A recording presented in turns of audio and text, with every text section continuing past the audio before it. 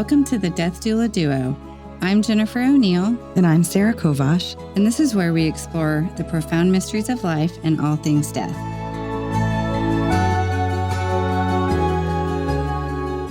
Hello. Hello. Hello. Hello. Hi. Hey. Hi, Bridget. Hey. So glad you're here today. So nice to see my two favorite ladies. Oh, it's so wonderful to be seen. I'm convinced that she tells everyone this, but she swears otherwise. I swear. Never said that in my life. It's pretty genuine. Super genuine. So today we are going to cover some FAQs that we get asked as death doulas and let Bridget ask us some questions that she's dying to ask. So, yeah, I mean, no pun intended.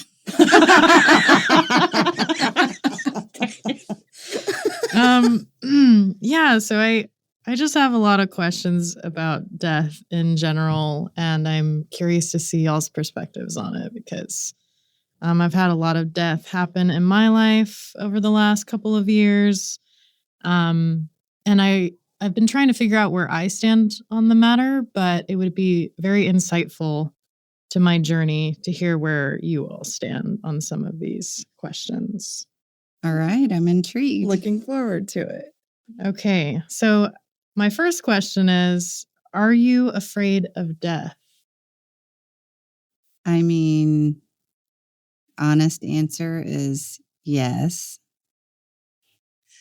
I think I am less afraid of death maybe than, or more. I don't know. I think I just think about it more. And I don't know if it was that hitting the 50 or if it was doing my death doula training and working with people. But I think just I try to acknowledge death more and think about it in terms of, that it's going to happen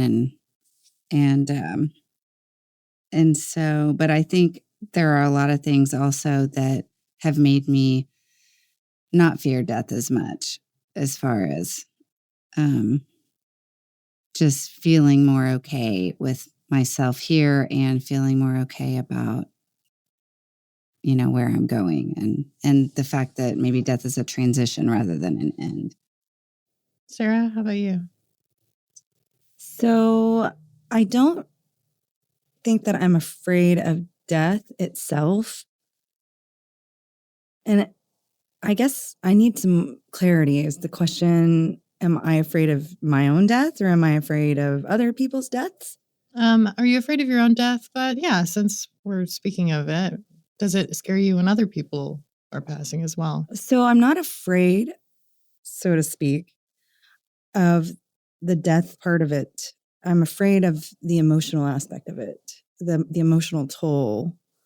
The emotional toll on you? Or yeah, on the others? Emotional toll on me. And yes, and then when I think about myself dying, I think of the emotional toll that it would take on my husband and my sons.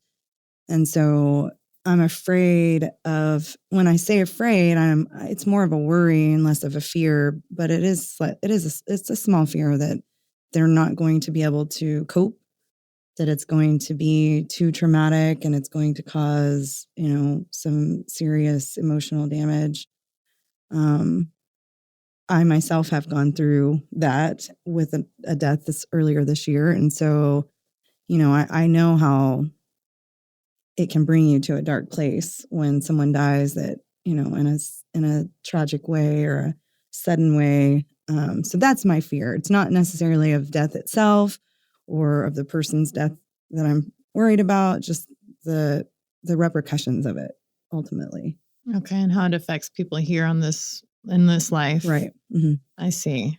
Okay, so that brings me to my next question, because, we're kind of focusing on what's happening here on Earth as we're going through the death process. But what about life after death? What are y'all's personal opinions or, I guess, beliefs on what happens after this period? I know, Jennifer, you mentioned that you think it's a transition experience. Is there anything in particular that you believe happens after death? Well, I think my thoughts have definitely evolved over the last 10 years or since basically when my dad died, I think I started just contemplating it more and talking to people about it more, and and having experiences. And I think that I don't know. One of the things that I focus on now is that, because I believe that people can communicate with people that have passed on. And so I think about that a lot now, and like you mentioned, ancestors, as we were, getting ready for this, and thinking about my ancestors, and also thinking about, I want to let my son know that, hey, I will be around and comforting you, at different times after I pass on, because I really do believe that my dad does that now, even though I think there was a time after he died that he was not just right there, but I think that's kind of increased. And so, but I also read a book recently called The Afterlife of Billy Fingers, and it's a really weird title, and it goes into this guy who was an alcoholic on Earth, and then he ended up dying in an accident, but then he communicates with his sister. And I don't know if it's just the way that it's written or the things that he talks about are just very affirming, in that death is a good experience. And that was very helpful for me.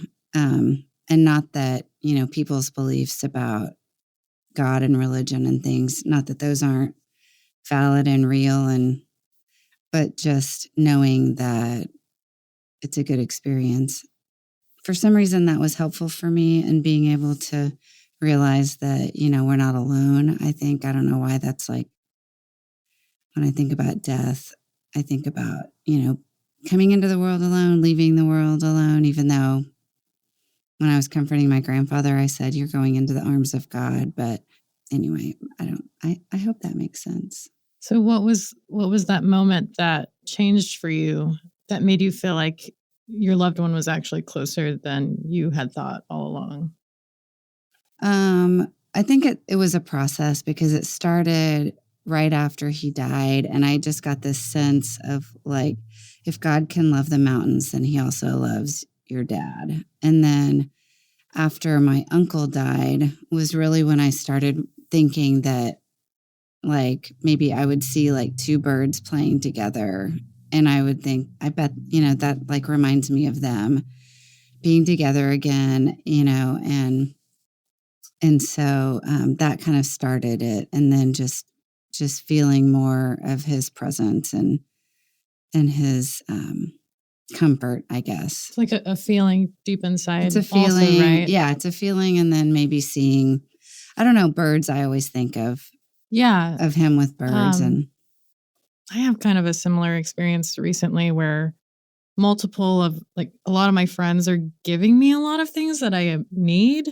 My mom used to give me a lot of things all the time whenever I would go over to her place, and she'd just buy me socks or whatever, she'd just give me a bunch of gifts. And I feel like right now I'm feeling similar feelings, but from multiple friends that I have in my life right now. They're just giving me all these things I need, pots and pans, you got it. Socks, you got it. So her spirit's coming out. Yeah, to them. I feel like it is. And I'm so glad to hear you say that, because it's very validating for me and how I've been feeling. Yeah. Because it's something that I'm feeling. I'm like, I feel this familiar energy, and it's the way that they give it to me too.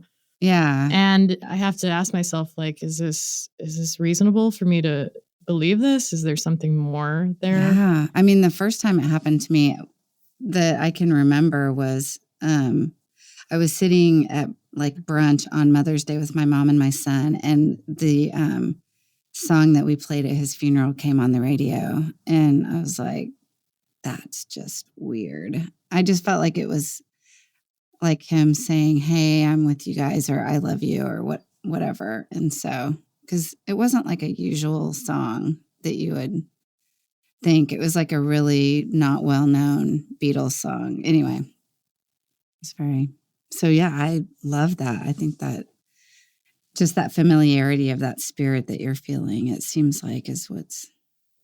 Yeah, it's really familiar feeling. There's no other better way to put it than that. And it's not something I can always describe to somebody else, but it's something that deep inside I'm like, it's just too coincidental. Mm-hmm.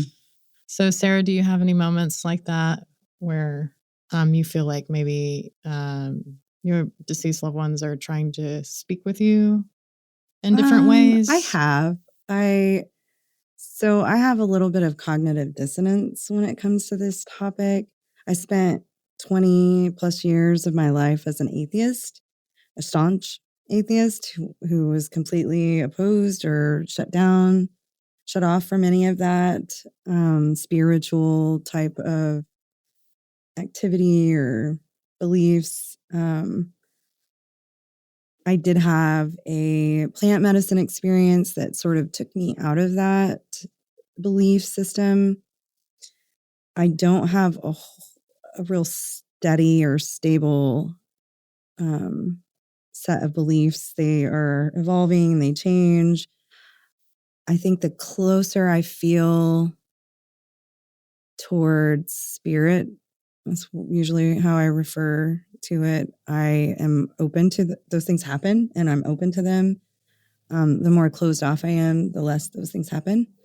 I did have an experience with my father, who I've never met. I actually found him through a DNA test, and he had already been dead for 30 years, unfortunately. So I didn't have a physical connection with him in that way.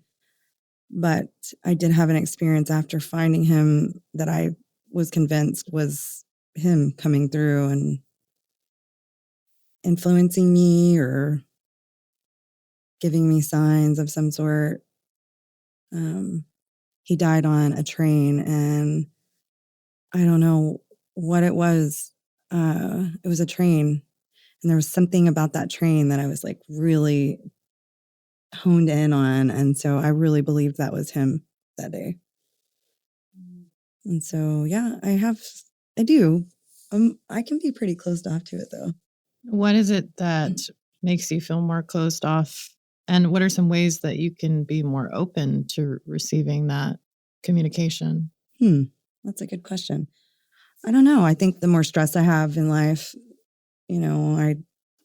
depends on what I'm focusing on. If I'm focusing on a lot of my issues and my problems, then I'm more likely to be closed off. If I am doing my spiritual practices and meditating, then I'm more apt to be open to those experiences. I think sometimes when things come into your mind or my mind, not ignoring them, I've been trying to go, I'm thinking about my dad. Is there a reason for that? And part of that is because I've been thinking about my son. And when I go, like, how will I speak to him? How will I break through and make sure he knows? And then anyway, so it's been making me think, I should try to be more aware also of, if I get a sense, then leaning into it a little bit. And I feel like it's very personal also how we receive it, because only we ourselves know our specific connection with that person who has passed away. Like, we share so many memories with them. And I feel like it's like, if you know what I mean? Like, for example, I grew up with my mom, and she was driving an old silver Pontiac car, and we used to go do grocery shopping and all kinds of stuff when we were younger. And sometimes I'll see like a very old car from like the early 2000s that looks exactly like that or something like that. But it's something that only I or somebody who would be close to her would know of. But it's interesting how it's just so personalized in that way. Yeah. So why do you think it's important to reflect on death? Like, why is it important to I guess, not go on pretending like it's not something that is going to really happen, but it's something that we should process and consider in our day-to-day lives? The reality of it. I think that the more you consider your own death and others that you love around you, the more apt you are to live a fuller life. I mean, if you think it's never going to end, then you always have tomorrow to do this or this or that, or to show this person or that person how much you care. And, you know, that day might not come tomorrow. And so It gives an appreciation. Yeah, I definitely believe you have a deeper appreciation of life when you contemplate death. It's a gift to contemplate death. I love that. I agree with that. I really love that. Yeah. I also think that a lot of people are afraid of death because it can be closely tied with the idea of loss and grief without even people knowing that. And so that, and I think that's why people have a hard time contemplating their own or making choices ahead of time or things like that. And so I think for me, it's been important to allow myself to process through some of that grief that I have for my own life and also for others, to be able to get to the joy. And I just think that's an important thing to be able to process through. I'm sure I'm not completely done with that, but it reminds me of this post I made. It was about being able to having one foot in grief and one foot in happiness. You know, having the capacity to experience both of those emotions at the same time. Well, some of the people that I love and appreciate the most are those that are able to sit with me in no matter where I'm at, whether I'm in grief or in joy. And that's just really important. I mean, that's cool. I like that. I agree. Okay, so my next question is, what would be an ideal way to die? Go, Sarah. I'm sorry, I have to giggle. She did not want to ask this question, I don't want to ask this but we question. kind of forced it out of her. So I have this well thought out. I really think the ideal way for me to die would be to be at my home with my family and my dogs, of course, in bed. And it's funny that I'm saying this because I've recently been watching this hospice nurse on TikTok or Facebook, one of the two. And she mentioned something about people wanting to die in their own bed and how difficult that is for caretakers.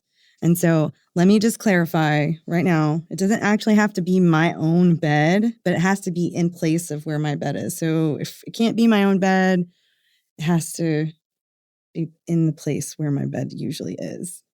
So why is that so important to you, that spot? It's just my space. It's my comfort space. It's where I relax. It's where I do my alone time. It's where I hang out with my dogs. It's where like your self-care space. It's my self-care space. Yep. And so I would love for my, this is maybe a little further than you were hoping. It's okay. I'm sure the viewers are interested. I would love for my husband to hold me, from behind and just let me pass in his arms. I know that's really, that's a lot to ask. Not everybody would. How does he feel about that? I'm just curious. He knows this. Well, I figured he did. He hasn't said that he wouldn't. He doesn't really offer much feedback on that. I think that sounds like a lot for him to deal with, but I think that if he really thought that was a possibility for the situation and something that I was really wanting, I think that he would do it. Was it just because you want to be as close to him as possible because you love him so much and you just want his presence wrapped around you? It just seems like a really peaceful way to die, is to be in your loved one's arms and just nice and peacefully pass away. Die, I should say. Sounds great. Yeah. While my dogs lick my dead face. I don't know why. I'm sorry. my dogs are kind of obsessive lickers. And so I had a little intrusive thought at the end of that. Sorry. We're not going to censor that. Oh, dear. Oh, dear. I knew this would make for a wonderful podcast episode. Okay, Jennifer, I'm going to throw it over to you. What would be an ideal way to die? Well, I have thought about this a little bit lately, and I think one of my fears is if I start to have a heart attack, not knowing if I should call 911. And so I would love to just, I think, die in my sleep. Even though that sounds cliche, it just sounds like really low drama and just You're like just send me above and beyond. Sarah's got to be dramatic and have the husband holding her while Jennifer just wants to be peacefully in her sleep. Some very different answers from one another. Oh man, stark contrast between the two of you. I wasn't going to completely say that out loud. No, I'm just kidding. Hey, I'm self-aware. I know, but I'm the dramatic. good thing is that I know that could change, and I mean, ideally, who doesn't want to have friends and family and a party? Actually, I'd love to just have a party. I like that. That's interesting. A party, everybody would be there while it. Yeah, like a party where you're people are maybe drinking wine or champagne and having great conversation and heart-to-heart talks but no pressure, So one of the shows I watched about, I think it was about an assisted suicide or assisted death. The woman had a party right before. I think that's a great idea. Yeah. I'm all fun. for it. Yeah. Let's do it. Yeah. That'd be fun. So what would be the weirdest way that you could die? The weirdest or the most embarrassing? Or what is one of the weirdest ways that someone could pass? One of the things we talked about earlier is I just find it really fascinating that somebody can die from drinking too much water. I do. I find that absolutely just baffling. It's bizarre how our body chemistry is really, perfect, and throwing it off like that can really. Well, I was talking about diabetes insipidus. I know I'm a little bit of a hypochondriac, so I've been told, but I've been trying to diagnose myself with diabetes insipidus for a few years now, and I ended up in the hospital on Monday. They did some blood work, and some of it was indicative of diabetes insipidus, oddly enough. And so I've been doing the research, and ultimately, diabetes insipidus is not related to your blood sugar. It's related to your body's ability to process or produce vasopressin. And vasopressin helps your body absorb and retain fluids and keep you hydrated. And if you don't produce it or you don't have enough of it, your body will release all of your fluids and some more. And so this medicine they give you, this desmopressin, causes your body to retain all of the fluids, and that can eventually dilute your blood. And so they have a recommendation that some of the doctors aren't even aware of, that you do what they call a breakthrough. And it's once your medicine stops working, you stop using it so that you can actually release all of those fluids. So there's a period of time you're not supposed to take the medicine. That was a lot of explanation. Yeah. Yeah. It's bizarre, though, to think that would result in that way. Our bodies are so weird. I just want to hear Bridget's. Yeah. Oh, gosh, I haven't thought about it. The weirdest way? My brain is so weird. I don't know. I almost don't want to think about it because I'd probably come up with something really weird. I want to hear your intrusive thoughts. Exactly. I'm just oh, dear. Well, I thought sword My fighting brain's way was too pretty, creative. it was pretty creative. No, I thought the sword fighting was the ideal way. Yeah, the ideal way. I want to go out in an epic battle. Who would you be battling? I guess, artificial intelligence robot. Okay. Robots trying to save the planet, of course. I've got to protect all of humanity. And I think going out in a heroic way would be ideal. Yeah. love that. That's interesting. Or just maybe So you have to win this. self-sacrifice. Kinda Wait, like how do you go A out if martyr, you but win? saving. How do I go out if I win? Well, maybe it's a draw. Or maybe I did win, but I just had to come back through the afterlife somehow in a different way. Okay. You won in the long run. I just want to have an epic sword fight battle. That's really all it is. You should go do a fencing think- class. I think that I would know. be like amazing. There must be something in my ancestry or something that, because I have dreams where I'm battling and fighting with swords or just. Are you, I have this inner are you warrior getting to in me. hit and swing full blast? You Or can is do it one it. of those dreams where, you try to hit and it's like rubber? No, it's like straight up like multiple swings, katanas, dodging. Like, I can see. like, Well, in one of our other episodes, you said your death song would be a Japanese song. yeah. So I mean, I think the sword fighting goes really well with that. I just That's- think, I'm fighting for something that you really believe in and being able to harness and let go of all of that into like, I don't know, just give it everything you got seems like a really powerful, I guess, statement in life. And also to do it for the sake of somebody else seems like a very giving thing to do. So yeah, I just I think like it's that. That sounds really well thought out. You said I haven't thought about it. I guess I have. I guess like a self-sacrifice to help people or save somebody, or if there's an attacker or something, going after them to save everybody else. I don't know why. It just sounds like good. A good thing to do. Well, all I Yeah. could think of whenever you said what's the weirdest way to die is like being, what is it called when you're not decapitated, but like if you're cut in half in a car accident? Oh, what is that I'm called? sorry. I probably shouldn't say that, but that's to me, that would be the weirdest way to die. That's all. I mean, but I don't want to like stop us on a sad note. No, So- well, what would be something you would like to give to, I guess, humanity before you left this earth? What is something you would want to give? Laughter, joy. Plus, Peace. okay. These are great answers. Laughter, joy, peace. You would want to make somebody just feel happiness. Well, and laugh? compassion and understood. I mean, that's I like great. that. Yeah. Being understood is That's a really good answer. way underrated. yeah. Yeah. Being known to know and be known. Yeah. That's So, beautiful. did I hear you guys got to say what your death song was, and I missed this? You can't be Yeah, for our serious. funeral. I kind of winged it, and you heard the last Well, episode. I can't help it. I have another intrusive thought. As soon as you said that, I was like, another one bites the dust. Oh, that's a good That's one. I like that. terrible.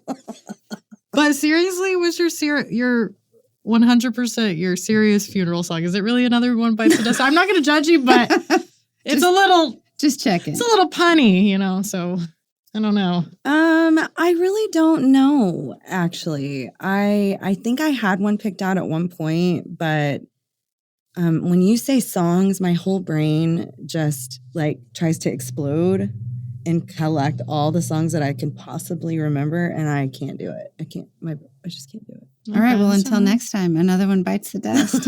Yeah, Hi, Sarah. that's it. We're putting that one in the books. We're Dunskies for now. All right, y'all. It was fun. It was Yeah. fun. Thanks, you guys. Until next time. Bye. Bye. Thanks for letting me interview you. Thanks for doing it. Thank you for joining us as we journey through life's most enigmatic reality. I'm Jennifer O'Neill, And I'm Sarah Kovash. and we are the Death Doula Duo. The Death Doula Duo is brought to you by the Possibilities podcast platform. If you have comments, suggestions, or would like to be on the show, please email us at thedeathdouladuo@gmail.com. Until next time, may all your discussions about death be lively.